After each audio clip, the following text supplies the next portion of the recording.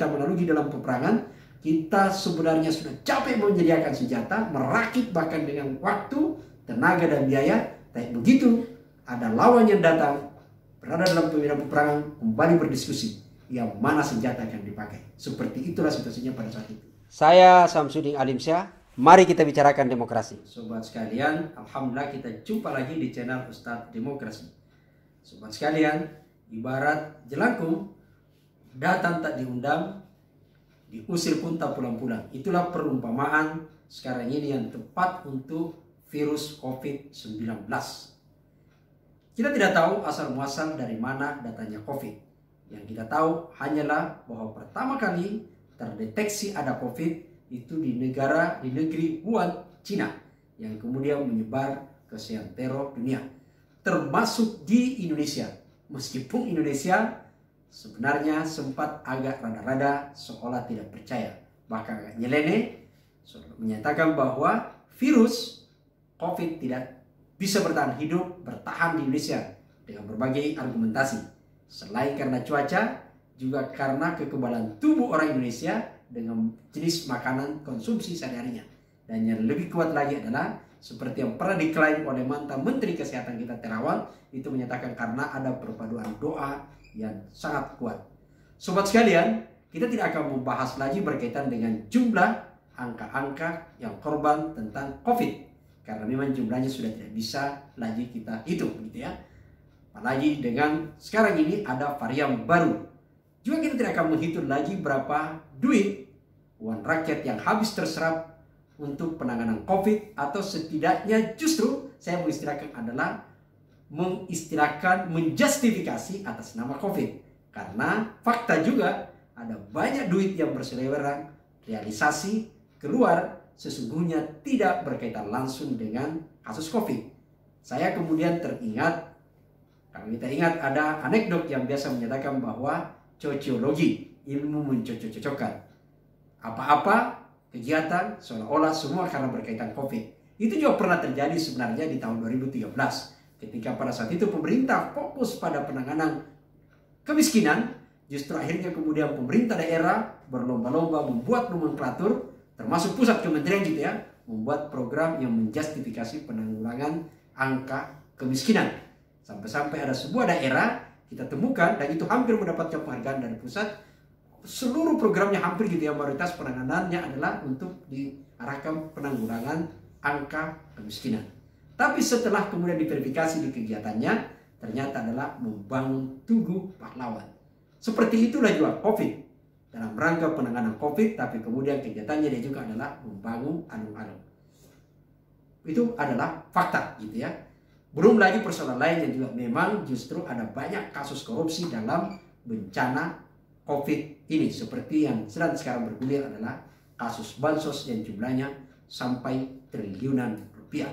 Itu adalah fakta gitu ya. Sobat sekalian, edisi kali ini kita akan fokus untuk membahas berkaitan dengan kebijakan Presiden Joko Widodo dalam rangka mengatasi atau melakukan perlawanan, mengajak masyarakat melakukan perlawanan terhadap COVID. Kalau kemudian kita mengibaratkan sekarang ini kita berada dalam situasi peperangan, maka sesungguhnya adalah panglima kita itu adalah panglima tertinggi kita, panglima besar kita, komando dalam peperangan adalah komando langsung itu berada pada Presiden Joko Widodo. Bukan siapa-siapa. Bukan Luhut, bukan Erick Thohir, dan bukan Pak Tito. Mereka-mereka ini adalah bagian dari teknis operasional. Tapi panglima yang mengatur menentukan strategi adalah berada pada Presiden Joko Widodo. Itu adalah kendalinya di sana. Biasa atau kita sering mendengar dalam sebuah peperangan bahwa pasukan yang kualifikasi IQ-nya rata-rata di bawah, atau kita menyatakan bahwa tidak terlalu cerdas bahasa kasarnya gitu ya, itu sesungguhnya tidak terlalu menjadi soal karena bisa ditutupi dengan soal kecerdasan, sikap responsif dari seorang pemimpinnya. Pemimpin yang qualified, mumpuni dan mampu mengambil kebijakan yang tepat, membaca kekuatan lawan, maka sesungguhnya itu adalah jauh lebih penting sekaligus mengatasi kelemahan dari pasukan di lapangan.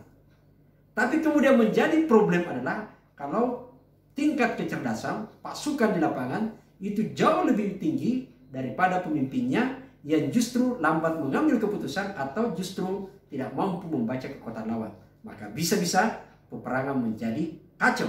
Bahkan lebih kacau lagi kalau kemudian pasukannya tidak mampu membaca arahan dari pimpinan dan pimpinannya pun juga tidak bisa memberikan arahan. Itu tentu hampir dipastikan bahwa dalam peperangan hanya akan berlangsung sekejap dan pasti kita kalah. Itulah dalam sebuah peperangan. Kalau kita menganalogikan, tentu kita berharap bahwa yang bagus adalah pasukannya cerdas, pemimpinnya cerdas, dan juga sangat responsif, mampu membaca kekuatan lawan. Karena kemampuan membaca kekuatan lawanlah yang bisa melahirkan strategi yang lebih tepat. Sobat sekalian, saya ingin mengutip pernyataan Denny J.A. juga yang pernah dibahas di channel Denny J.A. gitu ya. Di sana kemudian menjelaskan bahwa sebenarnya dalam sebuah krisis, jadi zaman itu acap kali memberikan pembelajaran kepada kita. Krisis yang besar ternyata itu kemudian kalau dikelola secara baik oleh pemimpin yang bersangkutan, maka sebenarnya krisis itu bisa melahirkan sebuah sosok pemimpin yang besar, seorang presiden yang sangat besar.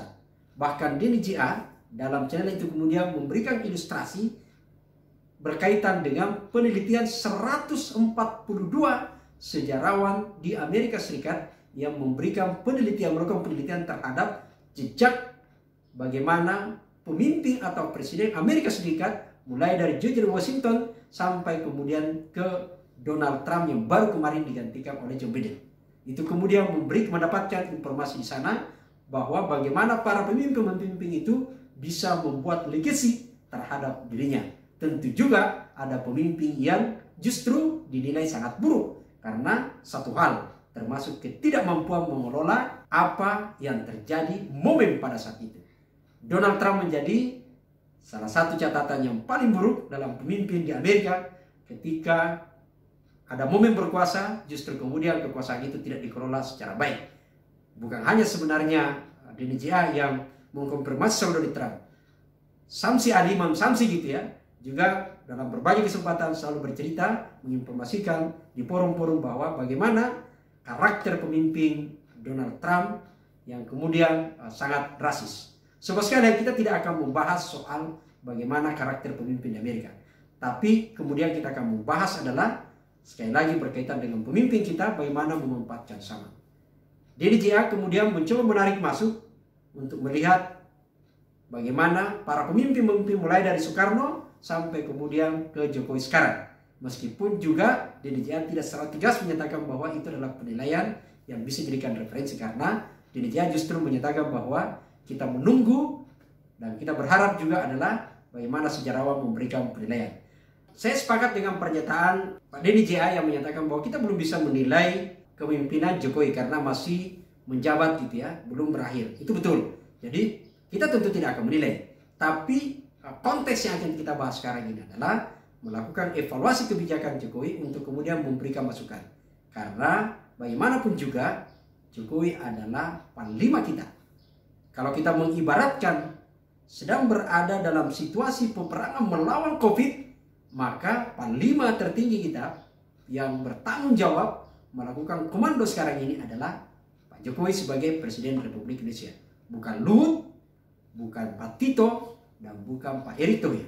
Mereka ini adalah bagian dari teknis operasional. Tapi komando tanggung jawab tetap berada pada Pak Joko Widodo. Sobat sekalian, kita biasa mendengar cerita bahwa seorang pemimpin dalam peperangan gitu ya, pasukan yang nilai IQ-nya di bawah rata-rata, sesungguhnya itu tidak menjadi soal karena bisa ditutupi atau bisa diatasi kalau panglimanya atau pemimpinnya itu adalah memiliki nilai atau capacity sebagai leadership yang betul-betul mumpuni, responsif, dan yang menjadi penting adalah cepat mampu membaca peta kekuatan lawan. Maka itu bisa teratasi. Yang menjadi problem sesungguhnya adalah kalau pasukannya tidak ngerti atau pasukannya di bawah rata-rata, lalu kemudian pemimpinnya juga itu kemudian tidak mampu membaca kekuatan lawan, maka ketahuilah pasti peperangan itu tidak berimbang dan kita langsung kalah. Itu cerita dalam sebuah peperangan yang biasa kita dengar. Sobat sekalian, sekali lagi seperti yang saya sebutkan tadi, bahwa kita tidak akan menilai atau memvonis soal kinerja Pak Jokowi dalam kaitan penanganan COVID. Sobat sekalian, bagi saya penting sekali lagi penting mengingatkan Pak Jokowi sebagai panglima gitu ya. Jelaskan maksud dari kita mengingatkan beliau. Pertama adalah tentu berkaitan dengan Pak Jokowi sendiri sebagai panglima, agar kemudian saya sebutkan tadi tidak tentu salah arah dalam memberikan komando. Karena bila kemudian salah memberi komando, maka seluruh pasukan itu kemudian kacau balau dan tentu kita akan kalah. Siapa pasukannya? Tentu kita lah semua ini yang bakal berperan melawan COVID. Salah mengarahkan, itu akan menjadi problem. Misalnya, perlu ketegasan kepada Pak Jokowi sebagai panglima, apakah yang kita lakukan sekarang ini adalah berperang melawan COVID, atau justru sekalian pada saat bersama Pak Jokowi ingin membangun ekonomi. Karena tidak bisa dua-duanya. Harus jelas yang mana kita kemudian fokus untuk menghadapi virus COVID, atau kemudian karena COVID lalu kemudian tetap bertahan dengan ekonomi. Walau-walau, itu satu yang perlu kita diskusikan. Yang kedua adalah tentu berkaitan dengan Pak Jokowi sendiri gitu ya. Apakah Pak Jokowi sebagai panglima betul-betul ingin memanfaatkan momen krisis sekarang ini, krisis COVID ini sebagai panggung untuk kemudian memberikan legacy kepada publik bahwa beliau adalah sebagai panglima, pemimpin, panglima perang yang bisa dicatat sebagai dalam sejarah dengan namanya yang harum, atau kemudian sebaliknya, walau-walau kita tidak ingin seperti itu gitu ya. Atau kemudian misalnya ada alasan lain, jangan-jangan justru Pak Jokowi kemudian memandang bahwa ya sudah, yang penting ekonomi berjalan gitu ya. Lalu kemudian silakan virus ini akan berakhir dengan sendirinya. Seperti pada saat awal-awal yang berkembang di publik gitu ya. Ada anekdot yang bisa begini, badai akan berlalu gitu ya. Jangan sampai itu terjadi, dan tentu kita tidak berharap seperti itu. Sobat sekalian, saya kira ini yang terakhir yang paling penting, kenapa kita penting mengingatkan Pak Jokowi gitu ya. Saya kira Pak Jokowi juga harus tahu gitu bahwa ada fakta juga sejarah pada saat bersamaan perjalanan kepemimpinan Indonesia itu hampir semua tidak berakhir dengan baik. Bahkan ada yang tragis gitu ya. Kita cek, kita bisa lihat. Soekarno yang begitu dipuja pada saat awal, di akhir masa jabatannya malah diturunkan. Soeharto juga pada saat awal masa jabatannya dipuja, terakhir diturunkan gitu ya. Gus Dur di awal masa jabatannya juga terakhir diturunkan. Habibie pertanggungjawabannya ditolak di MPR. Awalnya dipuja. Itu yang terjadi. Itu adalah fakta gitu ya. Sehingga tentu pembelajaran ini harusnya kemudian penting bagi Pak Jokowi untuk kemudian melihat bahwa ada sejarah perjalanan kepemimpinan Indonesia yang tentu kita semua berharap Pak Jokowi jangan mengikuti sejarah itu, karena itu adalah sejarah kelam. Suka atau tidak suka, apapun itu, kita tentu berharap bahwa pemimpin itu berakhir dalam sebuah situasi yang baik. Karena yang bertanggung jawab melakukan komando sekarang ini adalah Pak Jokowi sebagai Presiden Republik Indonesia. Bukan Luhut, bukan Pak Tito, dan bukan Pak Erick Thohir. Sobat sekalian, seperti yang kita bahas tadi, kita akan mengulas kebijakan Pak Jokowi Widodo sebagai panglima dalam mengawal kita semua melawan COVID-19. Sayang sekali memang, dan ini agak berat bersama Pak Jokowi sebagai panglima, karena sejak awal masuk COVID ada keraguan bagi publik yang terjadi. Pertama, apakah mampu? Kedua adalah apakah serius menangani COVID ini? Karena perdebatan pada saat awal-awal ketika mengambil untuk menentukan langkah strategi melawan COVID itu kemudian menjadi tanda tanya bagi publik. Sobat sekalian, saya ingin sekali lagi mengingatkan seperti di channel ini berulang kali kita bahas bahwa sebenarnya Indonesia sudah memiliki namanya Undang-Undang Nomor 6 Tahun 2018 tentang karantina kesehatan yang berkaitan dengan penanganan wabah virus, termasuk sebenarnya virus COVID yang mewabah sekarang ini. Hanya saja kemudian menjadi perdebatan karena begitu masuk wabah justru seolah-olah regulasi undang-undang ini disimpan di laci, padahal energi terbuang, biaya terbuang membahasnya. Ibarat sekali lagi kita melalui dalam peperangan, kita sebenarnya sudah capek menyediakan senjata, merakit bahkan dengan waktu, tenaga dan biaya, tapi begitu ada lawan yang datang, berada dalam medan peperangan, kembali berdiskusi yang mana senjata akan dipakai. Seperti itulah situasinya pada saat itu. Perdebatannya adalah apakah akan menggunakan karantina wilayah atau lockdown, Atau apakah kita akan menggunakan darurat sipil atau akan menggunakan yang namanya adalah PSBB pada saat itu terjadi. Kita lihat bahwa ternyata ada keraguan di sana. Yang menarik adalah justru pemerintah memberi wacana ketika melakukan rapat terbatas dengan tim penanggulangan COVID. Presiden Jokowi mengusulkan justru yang dipilih alternatif pada saat itu adalah mengusulkan penanganan COVID dengan cara yaitu adalah pembatasan skala besar yang diikuti dengan darurat sipil. Yang akhirnya kemudian publik bereaksi karena darurat sipil hanya ada dikenal pada zaman Soekarno. Dan darurat sipil adalah itu diberlakukan ketika terjadi kekacauan yang dilakukan oleh masyarakat sipil. Jadi ada kekacauan keamanan. Bukan justru seperti yang terjadi sekarang. Yang sekarang ini adalah, atau yang terjadi tahun 2020 itu adalah bukan kekacauan masyarakat sipil. Tapi yang terjadi adalah justru ada COVID, yaitu berkaitan dengan kesehatan. Maka yang lebih tepat sebenarnya menurut publik pada saat itu adalah itu menggunakan Undang-Undang Nomor 6 2018. Walau alam, tapi apa yang terjadi? Pemerintah kemudian akhirnya tetap menetapkan bahwa yang dipilih itu adalah memperlakukan yang namanya PSBB. Sebelum PSBB, sobat sekalian, justru pemerintah sudah membuat kebijakan yaitu yang pernah juga kita bahas di sini adalah menerbitkan Perpu Nomor 1 Tahun 2020 berkaitan dengan kebijakan keuangan negara atau stabilitas keuangan dalam rangka menghadapi bencana virus COVID-19 atau disebut dalam konteks itu adalah dalihnya pemerintah untuk melindungi masyarakat. Hanya saja juga lagi-lagi seperti dengan kebijakan yang lain dalam Perpu ini kemudian ada banyak soal yang dipandang bahwa apakah pemerintah betul-betul serius untuk menangani COVID atau tidak.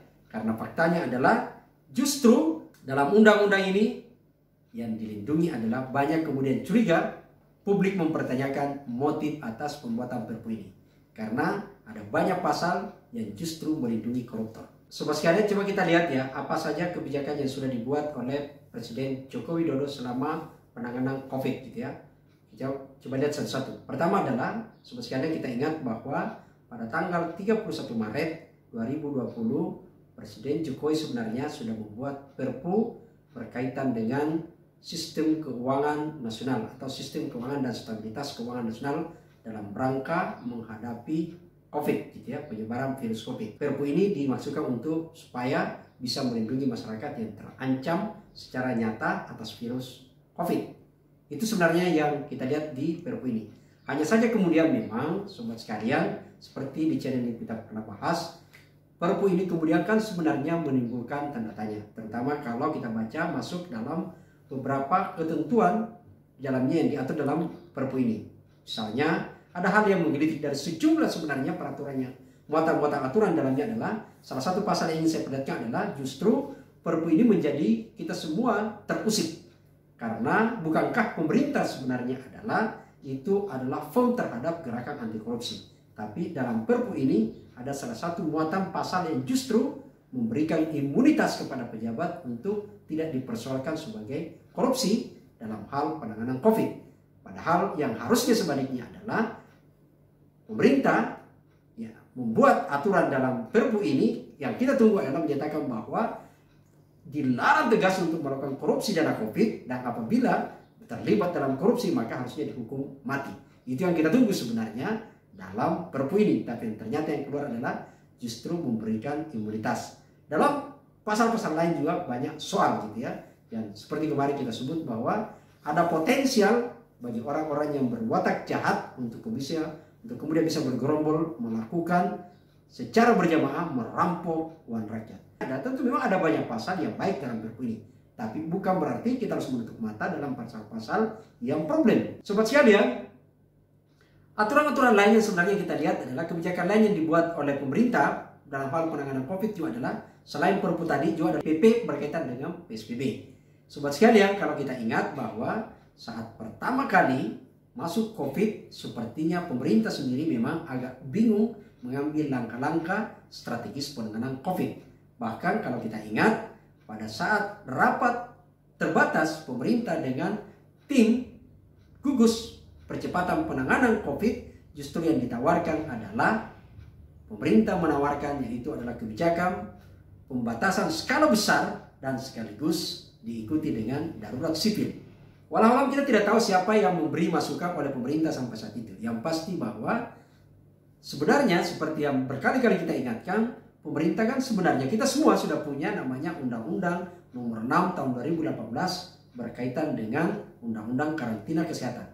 Tapi sepertinya undang-undang yang dibuat begitu menghabiskan banyak duit, energi, dan waktu, tapi kemudian dia seolah hanya disimpan di laci. Lalu kemudian membuat aturan yang baru, yaitu adalah berkeinginan untuk membuat Perpu berkaitan dengan PSBB.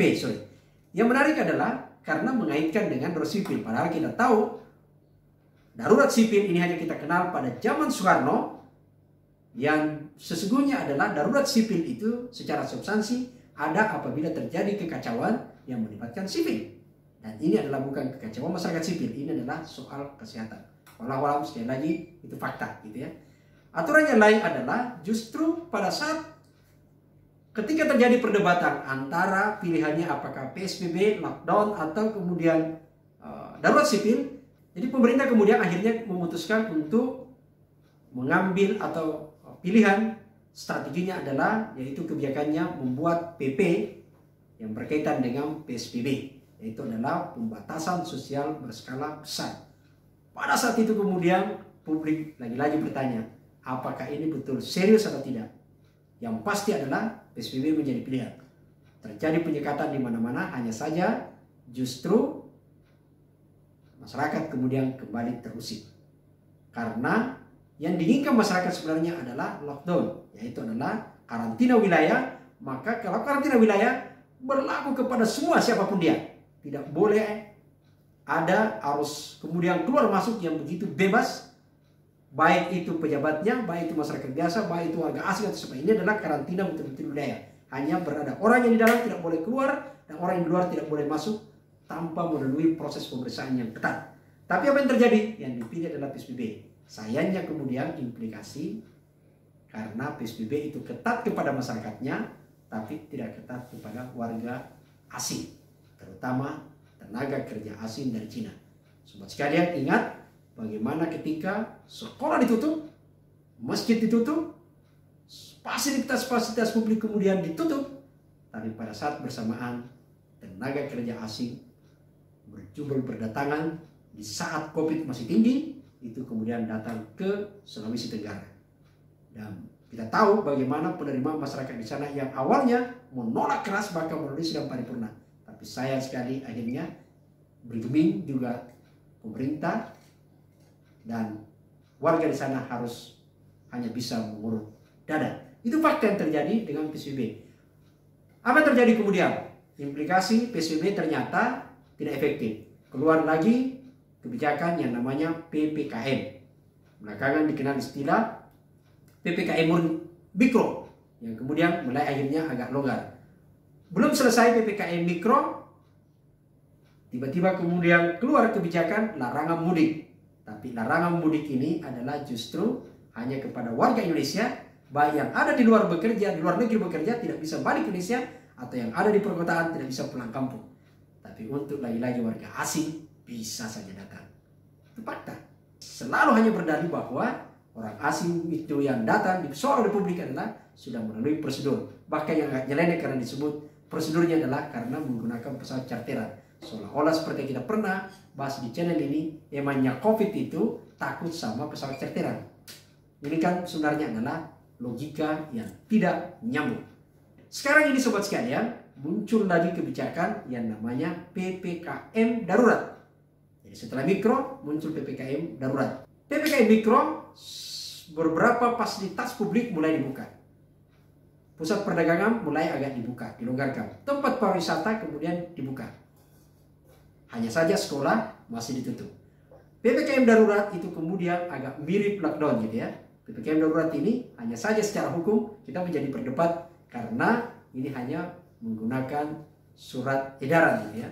Sobat sekalian, PPKM darurat ini kemudian lagi-lagi membuat kebijakan yang mengusik keadilan. Karena sekali lagi yang diperketat adalah masyarakat warga negara Indonesia. Tapi pada saat bersamaan Baru saja kemarin, kebijakan pemerintah justru meloloskan ada masuk tenaga kerja lagi-lagi dari Cina. Dan itu masuk di Bandara Hasanuddin menuju Bantaeng, Sulawesi Selatan. Ada 20 orang tenaga kerja asing dari Cina yang berangkat ke sana.